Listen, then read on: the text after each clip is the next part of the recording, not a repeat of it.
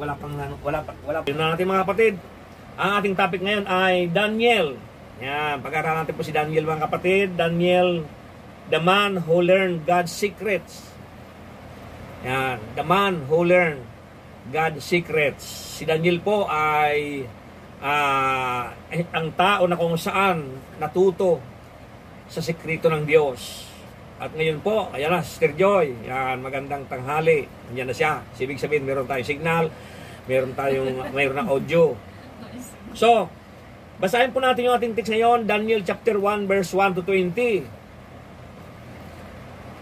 At ito po ay ating babasahin at dito po tayo mag-aaral, mag-iikot lang po tayo dito. Basahin natin mga kapatid sa wikang Tagalog. Daniel chapter 1 verse 1 to 20. Dito. Yan, amen. Praise the Lord. Hallelujah. So, sabi po dito sa Daniel chapter 1 verse 1 to 20, ng ikatlong taon ng pamahala, si Haring Joachim sa Juda, ang Jerusalem ay nasakop ni Haring Nabucodonosor. Bantayan natin mga kapatid, unawain natin mabuti. Si Haring Joachim sa Juda. Yan. Pinabayaan ni Yahweh na bihagin niya si Haring Joachim at samsamin ang ilang kasangkapan sa templo ng Diyos. Lahat ng ito ay dinala ni Nabucodonosor sa templo ng kanyang Diyos-Diyosan sa Babylonia at inilagay sa silid ng taguan ng kanyang kayamanan. Iniutos ng hari kay Aspinas, pinuno ng kanyang mga tauhan, na pumili ng ilang Israelitang kabilang sa angkan ng mga hari at ilan sa angkan ng mga maharlika. Hindi ngayon. Rice cooker. Yan. Palitan ni rice cooker. Madilim. Ngayon ang liwanag. Verse 4. Ang pipiliin nila ay yaong kabataan, walang kapansanan, makisig, matalino, madaling turuan, may kaalaman sa lahat ng sangay ng karunungan upang maging karapat-dapat na lingkod ng palasyo, sa palasyo. Ang mga ito ay tuturuan ng salitang Kaldiyo.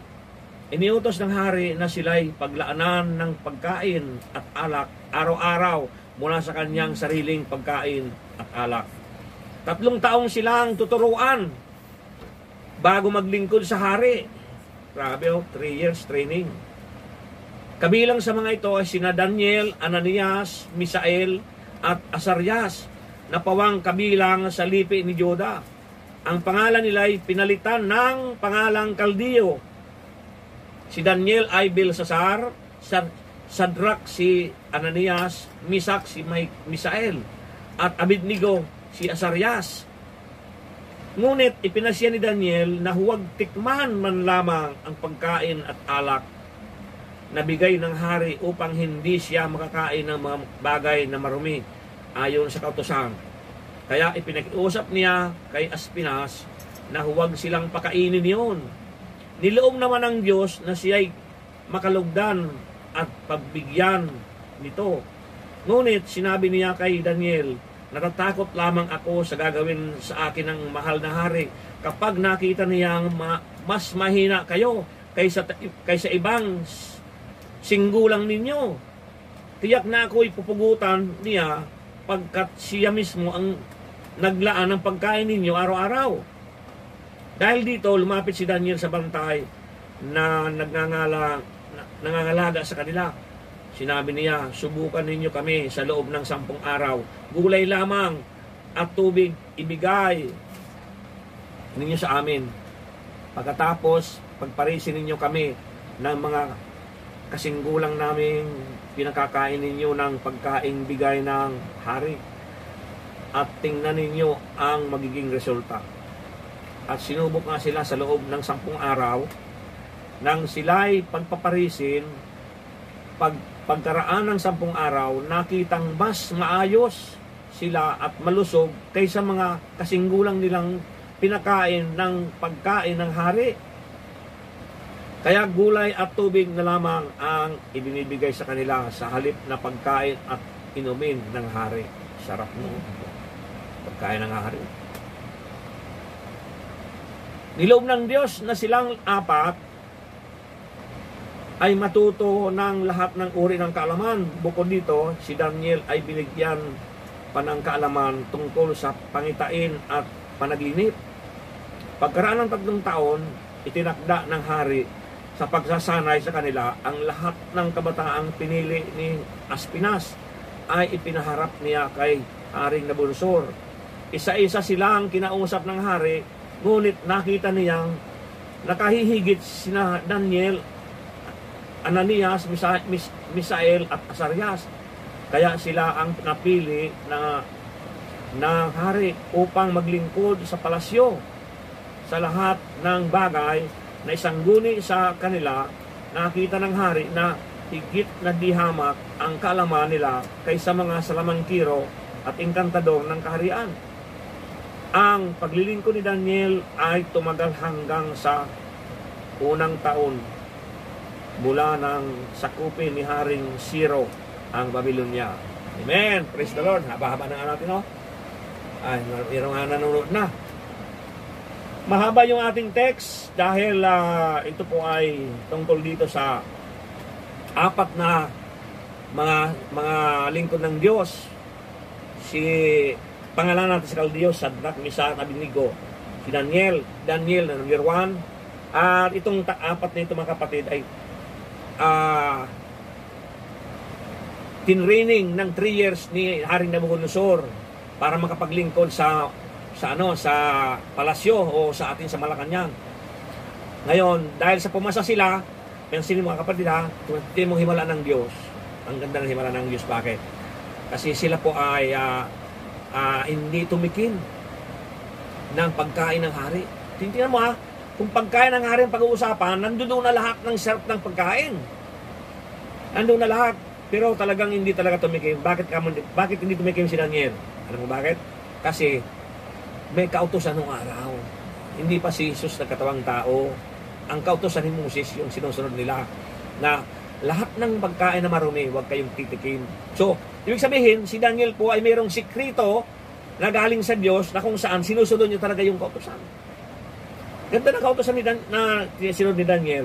Dahil sa kautusan ni Moses, doon na huwag kumain ng ganito, sinunod ni Daniel yun. Kaya hindi siya kumakain. Kaya ang ginawa niya, dahil ang sasarap ng pinapadala ni Haring Nabucodonosor, pakainin niyo ng masarap yung apat na yan ha. Karne, yan. Yan mga yung tulingan, yan. Ayusin yung pagluto niyan. Gataan niyo mabuti yan. Yan. Sarapin niyo mabuti yan. Ipakakain sa apat na yan. Dahil kailangan malusog ang kailangan katawan para sila ay maglingkod sa palasyo. Maging macho sila. Pagkatapos ay maging macho no rin. Yan. Mga macho. Kaya lang, si Daniel at si Shadrach, Meshach, Abednego ay merong silang word sa kanilang puso, sa isip. Meron silang word ni Lord. Meron silang salita ng Diyos na itinanim sa puso na. Kaya kahit anong sarap ng pagkain na pinadala ng hari. Then tatakot siya Aspinas eh. Sabi ni Aspinas eh, pambihira, paano kayo ito? Baka mamayat itong mga ito dahil gulay lang saka gulay lang ang gusto nilang kainin. Eh baka mamayat ito, papugutan na ako ng ulo. Kasi oras ng tao nagkasala doong araw, pupugutan ng ulo. Kaya kapag ikaw nagkasala, tapugot talaga ang ulo mo. Kaya natakot si Aspinas. So dahil naawa si Daniel kay Aspinas, lumapit si Daniel sa bantay. Kinausap yung bantay doon sa Malacanang, doon sa palasyo, na kung pwede lang pakiusap naman. Huwag kang makambibigyan ng pagkain ng hari. Yung pagkain kasi ng hari, mayroong halong chemical, maalat, ano-anong halo doon. Hinahalog siya, pasarap talaga nila ng gusto yun. Pero itong mga lingkod ng Diyos, talagang gulay lang talaga. Makita natin ang pag-aaral ng kapatid. So, Daniel, amazing book. A book of adventures in faith. Yan, yung amazing yung book ni Daniel. A book that previews the future. Daniel, amazing life. Taken captive from Judah to Babylon. Yung life niya, doon to sa Judah to Babylon. At ang tinawag sila nung araw na yon, noong tinawag si Daniel at Sarap sa Abednego, noong pinalitan na si Haring Joaquim ni Nabucodonosor. Kaya lang si Nabucodonosor, number 1, ang faith talaga ni Nabucodonosor, talagang magpatayo ng napakalaking, napakataas na na revolto. Yan ang gusto ni Nabucodonosor. Okay, chosen as one of four to serve Nabucodonosor. Napili sila, 4 sila na sa kay Nabucodonosor. Shown God plans for the future. God plans for the future. Why God shared His secrets with Daniel? Bakit sinishare natin to? Bakit sinishare ng Panginoon yung sekreto ni Daniel? So, tingnan po number 1 mga kapatid. Number 1, Daniel clean heart. Yan, Daniel clean heart. Verse 8 mga kapatid. Tingnan mo verse 8 mga kapatid ng ang text natin. Clean heart, Daniel clean heart. Ngunit ipinasin Daniel na huwag tikman man lamang ang pagkain at alak na bigay ng hari upang hindi siya makakain ng mga bagay na marumi ayon sa kautusan. Kaya ipinakiusap niya kay Aspinas na huwag silang pakainin yun. Kaya mga kapatid, ang hari nung araw, pag hindi ka sumunod, talagang patay ka. Pero ito, talagang hindi niya tinikman. Tinikman.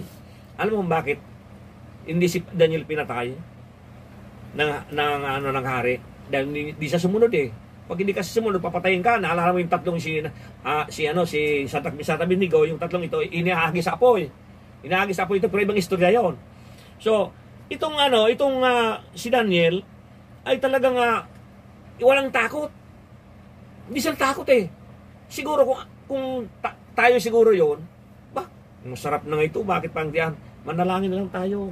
Yung compromise. Maraming ganun yung mga kapatid. Ngayong panahon na yon, maraming Kristiyano ngayon, maraming mga ngaral ngayon, maraming pastor ngayon, yung mga compromise ang tawag doon mga kapatid. Compromise. Pagkain yan, bakit di pa natin kainin? Masarap yan eh. Galing nga sa hari yan eh. Bakit? Saka isa pa, doon naman tayo sa hari ititrain eh. Bakit di tayo kumain ng pagkain sa palasyo? Di ba? Parang ganun ba ang usap-usapan ng 4 na ito? Kaya lang napakalinis ng puso nila. Napakaganda ng puso ni Daniel. Si Daniel po ay sumusunod talaga sa kautusan. Sa kautusan. Bakit? Kautusan pa nung araw eh. Kautusan pa. Ang kautusan kasi, sumusunod talaga yung mga pag clean heart ka, hindi ka talaga kakain ng talagang binabawal. Pag bawal yun. Hindi mo gagawin yun. Iyon ang ginawa ni Daniel mga kapatid. Napakasarap ng ginawa niya. Sabi to, influence Sadrach, Mesach at Abednego, purpose to keep their hearts clean for the Lord. Tama nga anong purpose?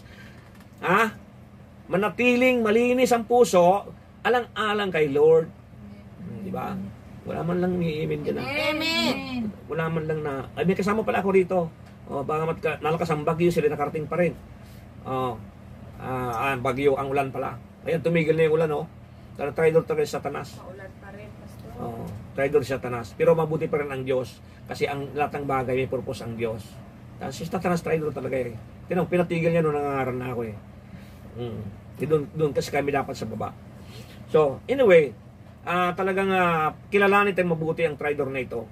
Na kung saan talagang pati mga miyembro pinalangoy yung mga paa, yung mga buta nila, yung mga rubber shoes nila sa tubig kanina. Akala siguro nila dahil sa baha hindi didiretso sila sa gawain ng Panginoon. Yan ang alam ni Satanas.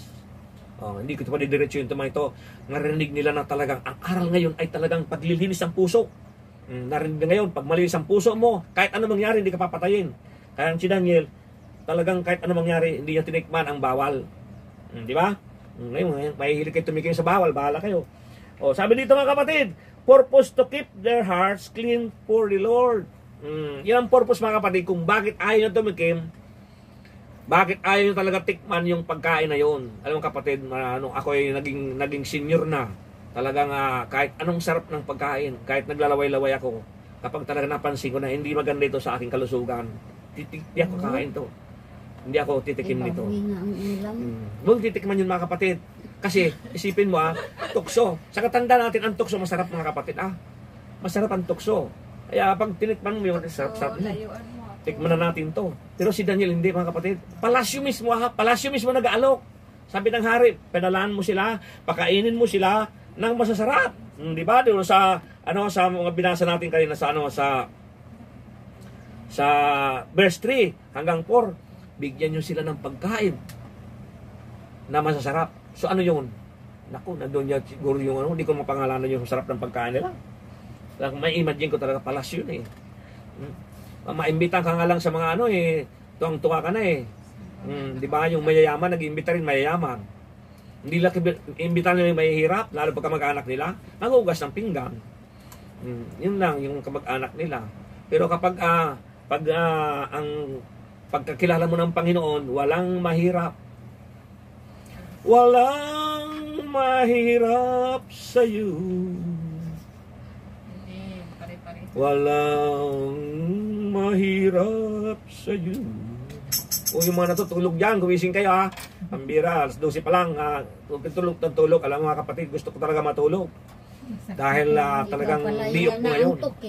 Gusto ko matulog. Ang problema, ay talagang ito talaga ang nilalabas ng puso ko talaga. Gusto ko ilabas yung gusto ng Panginoon. Kaya kahit anong antok ko, ay huwag na kayo makiramay. Dahil talaga, ganito talaga ang buhay. Anyway, ginigising ko lang naman kayo eh. Ganda ng mukha ko rito sa isang cellphone. Pula-pula pa. Doon sa cellphone ko parang negro. Anyway, di bale, ang mahalaga dito mga kapatid, marinig yung salita ng Diyos. Ha? Okay, so, paganda ng mga cellphone ngayon eh. Di bale, basta, pag-aratin, ang pinakamaganda ngayon, paganda ng puso. Ha? Paganda po, mula-mula yung mukha ko dito sa pero puso pa rin aking pagagandahin. Hallelujah! O kayong mga nanonood dyan, baka nababasaan na kayo, ha? O, bahala na kayo dyan, mga kapatid. Ayan, si Madonna, yan. Yan, naglalakad na yan. Okay, so, sabi dito mga kapatid, sa ating pag-aaral, Daniel's decision required faith and courage. Anong naging decision ni Daniel para hindi siya kumain? Required, mga kapatid, faith. Mayroon siyang faith at courage. Oh, the secret of the Lord is with them that fear Him. Yung sikreto ng Diyos nasa Kanya. Psalm 25 verse 14. Oh, Psalm 25 verse 14, yung secret of the Lord is with them. Yung sikreto ng Diyos ay nandoon sa Kanya. Sinabi rin David yun sa Psalm 55 verse 14. So, God reveals His secret to those who trust Him. Tama? God reveals His secret to those who trust Him. Amen. Paano i-reveal sa ng Diyos ang buwis niya, ang busis niya, ang sikreto niya? Paano sabihin sa iyo kung ikaw mismo hindi nagtatrust sa Kanya? Ba? Ayaw magtrust sa Kanya. So, paano mo ngayon makikilala ang tinig ng Diyos? Makikilala mo ang tinig ng Diyos kung ikaw ay nagtitiwala. Pag nagtiwala ka sa Diyos, yung tinig ng Diyos mismo ang maririnig mo. Di ba? Sabi nga sa John chapter 10, di ba? Nakikilala ng kanyang tupa ang tinig ng kanyang pastol. Di ba? Hallelujah. O yan. Talagang napakabuti ng Diyos, mga kapatid. Sabi dito, David also came to desire a clean heart. Psalm 51 verse 10. No, kanta yun ha. Psalm 51 verse 10. Clean heart. Sabi dito, create in me a clean heart. Di ba? Yung Moses ko kahit oh God. O, di ba? Sama ng mga tingin sa akin ng mga musician ko. Nagpira mo si pastor, ang gift niya, preaching, tapos ribalin pa kami sa pag-awit. Kaya hindi ko na itutuloy ha. Okay, so, kaya mga kapatid, Daniel's decision affected his choices in life. In life, he would refuse the king wine and meat. May alak palang kasama yun. He refused the king. Nirefuse niya the king's wine and meat. May nagtanong sa akin Pastor, bakit naman si Jesus gumawa ng alak? Di tuloy ang maraming singgo ngayon. Doon sila bumabase si Jesus nga nakipag-inuman hindi nakipag-inuman ng Panginoon Hindi nakipag-inuman ng Panginoon. Gumawa siya ng alak, pero walang chemical. Hindi alak. Yan mo, pansinin mo. Nung gumawa siya ng alak, ilang tapayan ang ginawa niya. Marami, puno-puno yung tapayan. Yung tubig ginawa niyang alak, pero walang halo yun. Bakit kamo? ang dami-daming ginawa niyang alak pagkatapos inuman ng inuman sila. Hindi sila nalalasing. Pero si Jesus hindi umiinom yun. Umiinom siya ng galing sa ubas, yung ginawa niyang yun. Pero yung gawa ng tao, dalawang klase ng alak ha, dalawang klase ng alak. Yung alak na nakakalasing at yung hindi nakakalasing. Yung alak na hindi nakakalasing, yan ang iniinom ng mga clean heart. Yan, clean heart. Yung tulad nito. Bakit hindi uminom si David? Si Daniel. Kasi yung wine doon sa sa palasyo ay may halo yun. Nakakalasing yun. Nakakalasing. Yun yung wine sa palasyo. May halo. So, sabi dito ang kapatid, he would live differently than his captors. Tingnan po natin yung number 2. Number 2, Daniel, consistent life. Consistent life. Di nagpabago-bago. Verse, basahin natin yung text natin, 8 to 10. Yung 8 to 10. Sabi dito, ngunit pinasyan Daniel na huwag tikman man lamang ang pagkain at alak na bigay ng hari upang hindi siya makakain ng mga bagay na marumi ayon sa kautusan. Kaya ipinakiusap niya kay Aspinas na huwag silang pakainin yun. Niloob naman ng Diyos na siya'y makalugdan at pagbigyan ito. Bakit niloob ng Diyos? Bakit niloob ng Diyos? Anong sikreto? Dahil tapat si Daniel. Yung puso niya malinis at sumusunod siya sa salita ng Diyos. Bakit sumusunod ka mo sa salita ng Diyos? Dahil ang kautusan talaga noon, huwag ka kumain ng bawal. Di ba? Yun ang Daniel, ang inawakan. Kaya sabi to, na sa verse 9, niloob naman ng Diyos na siya'y makalugdan at pagbigyan ito. Ngunit sinabi niya kay Daniel, natatakot lamang ako sa gagawin sa akin ng mahal na hari. Kapag nakita niyang mas mahina kayo kaysa ibang kasinggulang ninyo. Bakit kamo? Kasi ang world kasi dumidepende doon sa kakain ka ng karne, lalakas ka na. Makakain ka ng masarap, lalakas ka na. Hindi nila alam na yung sikreto ni Daniel, yung sa Panginoon. Alam mo, kahit anong kainin mo pag nasa Panginoon ka, sabihin ko sa iyo, lalakas ka. Basta nasa Panginoon ka. Malinis ang puso mo, lalakas ka. Tignan mo ha, ayun binasa natin kanina. Di ba nabasa na natin kanina? Na talagang pinagparis-paris yung after 10 days. Pinagparis-paris yung mga kumakain ng karne saka namiinom, tapos yung gulay. O sinong napili? Di ba yung 4? Hindi kumakain ng masarap, kundi masarap sa Diyos yung gulay. O ikaw, kailan kakakain ng gulay? Subukan nga natin dito, walang magdadala ng isda sa karne. Gulay lang lahat natin ang kain natin. Tingnan natin kung babalik pa yung mga miyembro. Di ba? Paano namang pagkain lang ang ipinunta ng miyembro? Mas maganda nga kung gulay lang lahat. Nako, ano ba naman yan? Bakit ganun kay pastor? Gulay na lang ang kinakain lagi. O, di ba? Namamayat na kami. Diba? Sabi dito, church lang tayo dahil sa pagkain, ha? natatakot lamang ako sa gagawin sa akin ng mahal na hari kapag nakita niyang mas mahina kayo kaysa ibang singgulang ninyo. Pari-pari edad nila. Tiyak na ako'y papupugutan niya pagkat siya mismo ang naglaan ng pagkain ninyong araw-araw. Ano mo yan? Alagang-alaga. Alagang-alaga ng hari talaga si Daniel. Yun mo, araw-araw yun, oh. Tapos yun, pag hindi sumunod yung nagdadala ng pagkain, papugutan. Oh, bakit nadamay na yung nagdadala ng pagkain? Niligtas ng Panginoon. Niligtas na siya. Bakit? Kasi si Daniel, maganda yung kanyang puso. Kaya pag ikaw na dumikit ka sa magandang puso, tiyak gaganda rin ang puso mo. Amen. Hindi ba? Pero kung dikit ka ng dikit yan sa maraming puso, marami rin ang puso mo. Anong pinakamaraming parte ng tao? Di ba puso?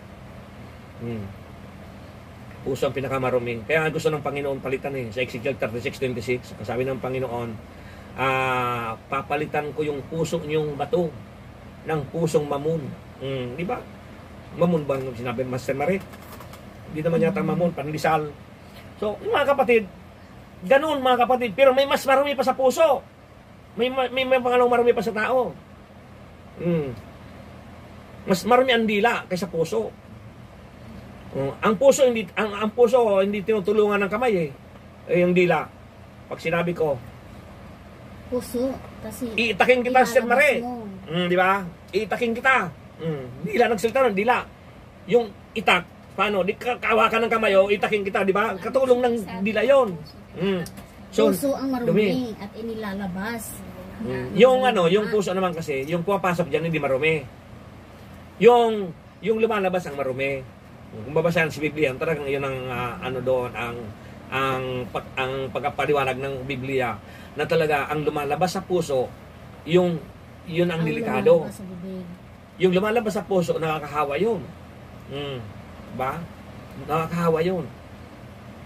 Lumalabas sa puso mo. Pero yung pumapasok, hindi, kasi pag pumasok sa puso, pumasok sa bibig mo, idudumi mo na yun. Pero yung lumalabas, makakahawa yun. Alam mo, uuwi ako ng year, wala akong kapera-pera. Di ba? Ngayon, narinig ngayon ng isang kungyang, alam mo, uwi daw siya sa next year, walang kapera-pera. May nakarinig na naman. Alam mo, di ba lipat ng lipat yun? Nakakahawa. Di ba? Nakakahawa yun. Dumi. Nakakahawa yun. Lipat ng lipat yun eh. Alam mo, sabi na wala siyang pera. Tapos, bakit nakauwi siya? May pera naman siya eh. Alam mo, nagsang na ng passport yun. Di ba? Ganun karumi ang puso, mga kapatid. Lalabas sa bibig. Di hahawa yun. Pag alis sa bibig, hahawa yun. Transfer na yun. Pero si Daniel, mga kapatid, hindi. Basta mali sa puso natin, hindi tayo tutokso tungkol dito. So, tingnan mga kapatid sa ating pag-aaral. It is not far from resolution to reality. The reality. Testing is sure to follow the testimony. Si Daniel requested to excuse from taking this food and drink. Requested to excuse. Di ba? Consistent, mga kapatid. Talagang pag sinabi ni Daniel na itong gagawin, talaga mangyari. Hindi siya nagbabago. Hindi nagbabago. Consistent. Talagang yun lang talaga ang pag sinabi niya talagang hindi ako kakain. May salita. Pero tayo alam mo, may red horse doon Bakit ayaw mo pumunta? Diba? Kristiyano na yun may birthday doon, may birthday. Birthday. Pero tayo mga kapatid, pag tayo lumalago lagi natin unahin si Lord. Papakinggan lagi natin ang voice ng Lord ng Panginoon. Hindi tayo marunong sumakay sa kabayo. Hallelujah. So, sabi ito, he respectfully stated his conviction. Yung kanyang conviction, his consistent life affected Milsar and moved him to agree. Nag-agree naman ito si Milsar. Nag-agree naman siya na gulay na lang ang kanyang dadalhin. Kaya nagkaroon sila ng pag-uusap na sumunod naman siya. Amen? Hallelujah. Praise the Lord. So, number 3. Ayan, last na tayo. Tapos na tayo, mga kapatid. Malapit tayo Malapit na tayo kumain ng karne. Daniel, confidence in God. Hindi kami naglutong karne ngayon. Gulay lang. Isda lang, tulingan. Yan, gagataan namin mamaya. Binili niya yung karne. Daniel, confidence in God. Dahil mong confidence ng Panginoon, mga kapatid. Hindi siya nagka-confidence sa kanyang sarili, kundi sa Panginoon. 11:16. Tapos na tayo, mga kapatid. 11:16. Verse 11:16. Dahil dito, lumapit si Daniel sa bantay na nangangalaga sa kanila. Sinabi niya, subukan ninyo kami sa loob ng 10 araw. Gulay lamang at tubig ang ibigay. O sa halip na karne at alak ninyo sa amin. Pagkatapos, pagparisin ninyo kami ng mga kasinggulang din naming pinakakain ninyo ng pagkain bigay ng hari at tingnan ninyo ang magiging resulta. Resulta. Pagparisin daw. Diba? Ngayon, pag nakikita ka na mataba ngayon, lakas bro kumain yan. Diba? Ngayon, pag nakita mo, hindi nila alam na mas malusog yung mga kumakain ng, ng gulay kapag nasa Lord ka. At sinubok nga sila sa loob ng 10 araw nang sila'y pagparisin, pagkaraan ng 10 araw, nakitang mas maayos sila at malusog kaysa mga kasinggulang nilang pinakain ng pagkain ng hari. Tama, sino malusog? Biblia ito ha. Oh, di ba yung gulay lang sa tubig? Kaya ang tubig, wag niyo huwag niyo pagpalit sa alak. Masarap yung tubig mga kapatid, laging tubig lang inumin niyo. Pero wag niyo naman laging mayroong nagbigay sa inyo ng soft drinks pagkatapos natapon niyo, hindi naman ganoon. Inumin niyo pa rin yun kasi blessing yun biyaya. Para pagpalain naman yung bumili. O, di ba? Di ba lahat sa pag ikaw nagbibigay ka, kasi ang kasi sa Panginoon, kapag nagbibigay ka, ikaw ang pinagpapala. Kaya tubig man yun o inumin natin yon. Pero dito si Daniel, sa halip na alak na mamahalin, biro mo, yung mas mahal pa siguro yun sa sa grabe talaga, palasyo. Nandiyan na yung lahat ng pinaka-expensive ng mga alak sa palasyo. Sabi sa verse 16, kaya gulay at tubig na lamang ang ibigay sa kanila sa halip na pagkain at inumin ng hari. Biro mo yan, yung pagkain ng hari mismo ang ipapakain sa'yo. Katindi, Pero hindi pa rin tinanggap ni Daniel. Iba talaga ang Panginoon kapag nagkaroon ng conviction ng tao. Walang magagawa ang kaaway kapag ang Panginoon na. Pero pagka 50-50 kang Kristiyano, sayang. Kunin na lang natin yun. Para naman iuwi na lang natin. Tapaw na lang natin yun. Diba? Nang 50-50 Kristiyano, mga carnal Kristiyano. Talagang hindi man nila kainin yun. Binigay naman Hindi Dadawin naman nila. ikaw yung nagkusa. Biyaya yun, sayang. Sayang yung biyaya. Kaya mga kapatid, tingnan po natin mga kapatid, the test of faith prove thy servants. Living lean in a land of plenty. Tira doon sa napakaraming vegetable, plenty. Vegetable soup, tasted bitter than wine and meat. Hindi na ako nakakatikim ng... Kaya pala yung mga tao na nakikita ko doon sa amin, sa Iloilo, gulat ako Kasi sa Bicol kasi, hindi ka pwede kumain ng walang gata. Oo, totoo yun mga kapatid. Hindi ako nagbibiro. Doon ako lumaki. Doon ako tumanda. Hindi pwede. Maging buko doon, pag ginulay mo, lalagyan ng gata. Pero sa Iloilo, nagtaka ako. Tubig lang, saka lagyan ng gulay. Tawagin laswa. Abay, ang sarap naman kako nito. Walang gata yun. Parang ganun yung inihingi ni Daniel. Yung gulay, lagyan mo ng tubig, pagkatapos pakuluin mo na. Wala nga sinabing lagyan asin dun sa Bible. Di ba? Gulay lang daw. Diba? Alam mga kapatid, pag si Lord kasama natin, sigurado ako na pasasarapin ni Lord yung panlasa mo. Pero kung ang dami-dami mong pera, kung ano-ano ang binibili mong pagkain, para lang gumanda ang kutis mo, di ba? Gumanda yung mawalang tikyawat mo, ang daming pera mo daming pera mo sa bangko, pero parang hindi ka masaya.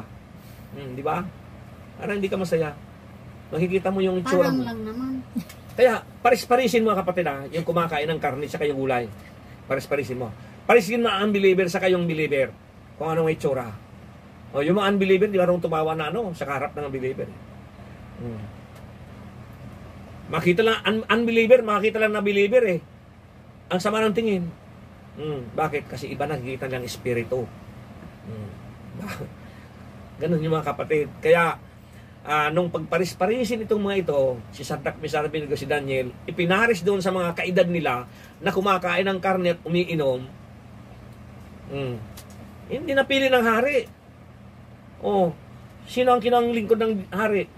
Yung 4. Pero bago yun mga kapatid, alam mo, kawawa yung 4 na ito. Buwan mo, si Daniel, pinakain sa leon. Inulog sa kulungan ng leon. Ibang katapik naman natin yun. Daniel chapter 6 yun. Yung si Sadrach, Mesach, Abednego, hinulog sa apoy. Pero sino namatay? Yung mga naghulog. sabi ni Haring Nabucodonosor, sandali lang. Di ba tatlong pinahulog ko sa inyo? Bakit na nakikita ko 4? Ha? Halika kayo. Tingnan niyo mabuti. O, di ba? Ganun yung mga kapatid. Kaya ang sarap mga kapatid, sa Panginoon ka, kahit ihulog ka sa apoy, hindi ka mamamatay. Pero wag mo sadyain. Alam mo na pala na apoy yun, bala, tatalon ka. Basta, si Lord pag-iingat sa akin. Narinig ko sinabi ni Pastor, basta ako, clean heart, malinis ang puso ko. Tatalon ako sa apoy. Di ba? Hindi, mali yun. Mali. Sabi ko, wag mo subukin ang Diyos. Alam mo na tatalon ka eh. Di ba? Alam mo na sa dagat may buhaya, bakit ka tatalon? Ano naman ako ni Lord eh. Ingatan ako ni Lord eh. Di ba? Hindi ginagawa yung mga kapatid. Kailangan para natin mag-ingat. Ano? So, yun mga kapatid, ang ating pinag-uusapan. So, obedience to God. Obedience to God makes life sweet. Sweet. Obedience to God makes life sweet. Di ba? Sweet ang life mo kapag obedience mo sa Panginoon. Parang hindi ka nag-obey sa Panginoon. Ano ang life mo? Diba? Gulong-gulo ka. Kung ano ang ginagawa ni Satanas. Kasi Satanas, manggugulo talaga yan. Walang ginawa manggulo. So, results of this test of faith in obedience. Daniel and his friends were healthier than the others. Anong resulta?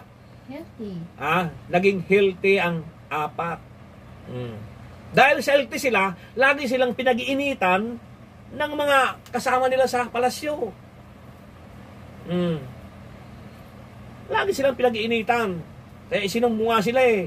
Nung sinabi ni Nabucodonosor, pag tunog ng trompeta ay pag tunog ng kampana, lahat Ay luluhod at sasamba sa malaking rebultong ito. Yung 3 ayaw. ayaw lumuhod. Nanatili nakatayo. Bakit? Kasi clean heart. May faith sila sa Panginoon. Hindi sila naniwala doon na luluhod din sila. Kahit utos ng pare yun eh. Utos ng hari yun, hindi talaga sila lumuhod. Hindi sila lumuhod. Tayo eh. Okay. Distancing na. 2 na lang. Pambira yung hindi na tayo lalabas, hindi na tayo pupunta sa gawain ng Panginoon. Sa gawain. Ano na eh. Meron ng distancing eh. Baka huliin tayo. Di ba?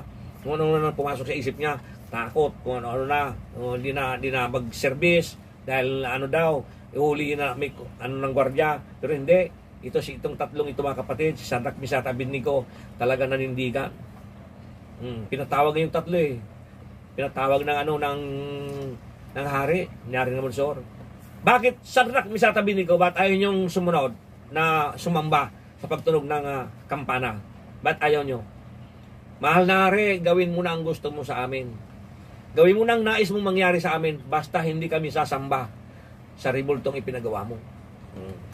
Ginawa nga ng hari. Hari yun eh. Di nagis sila apoy. Lalong na-promote yung 3 noong hindi nasunog. Amen. Di mo yung apoy yung 3. Di man lang na, pati damit di man lang nangamoy, di man lang ng Panginoon. Bakit? Dahil sabi na Nabucodonosor, sinabi ko na sa yung 3 lang ihagis nyo. Sinong isang inahagis nyo doon? Di ba? Wala. Jesus na doon sa kasama nila. Sinamahan sila ng Panginoong Isos na hindi sila masunog. Pinakita lang kay Haring Nabucodonosor yun. Kaya kahit saan ka pumunta, kapatid, kapag malinis ang puso mo, sasamahan ka ng Diyos. Amen. Hindi ka pabayaan ng Diyos.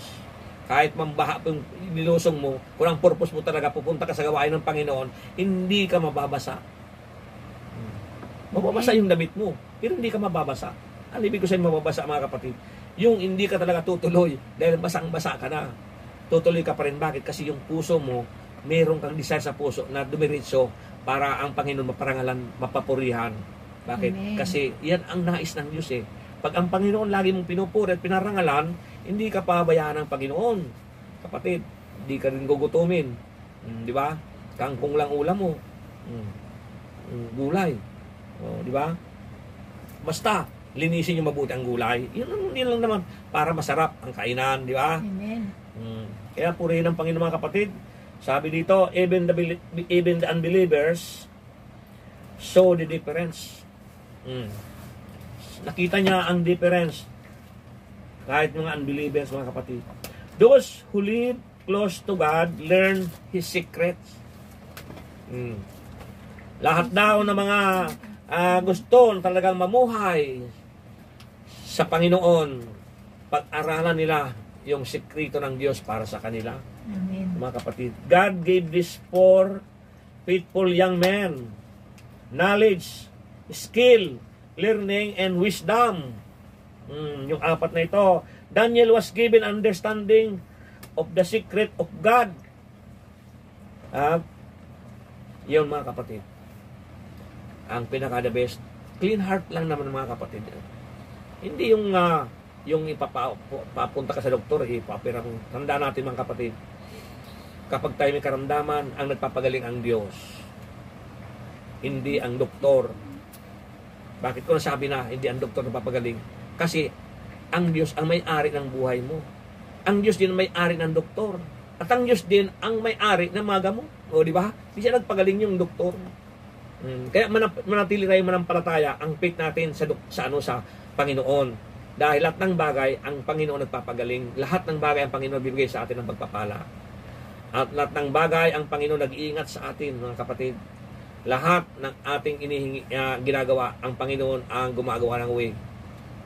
Hallelujah. Kaya naalala ko tuloy nung ako umuwi. Nung namatay nanay ko. Ako, saan kaya ako tatakbo nito? Ang mahal ng mga bilihin dito. Ang mahal ng libingan. Ang mahal din ng kabaong. Ang mahal, lahat ba? Puro mahal. Sabi ko, Lord, hindi ko ayaw kong galawin itong yung lupa ng nanay ko. Dahil siyempre galing naman ako sa abroad, bakit di ko magawa ng paraan? Hindi ko nang gumawa ng himala ang Panginoon mga kapatid. Talaga, doon ko lang naalala talaga, doon ko lang talaga isip-isip na talaga ang Diyos ay buhay. Bakit? Kasi hindi ka pala niya pababayaan. Hindi ka pababayaan. Ang sabi ng Panginoon, Hebrew 13:5, I will never leave you nor forsake you. Basta ako lang ang unahin mo. Hindi kita pabayaan. Kahit saan ka pumunta, hindi kita pabayaan. Hallelujah. Hindi ko naman in-expect na wag-uwi ko o magkaroon lang ang pera ko. Hindi ko naman in-expect na ang bus pala, sabi ng Panginoon sa amo ko, bigyan mo yan. Ganun mga kapatid, kapag ikaw ay nanatili sa paglilingkod sa Panginoon. Clean heart, mga kapatid. Amen. Mga kanta tayo. At kayong mga hindi nakarating dito,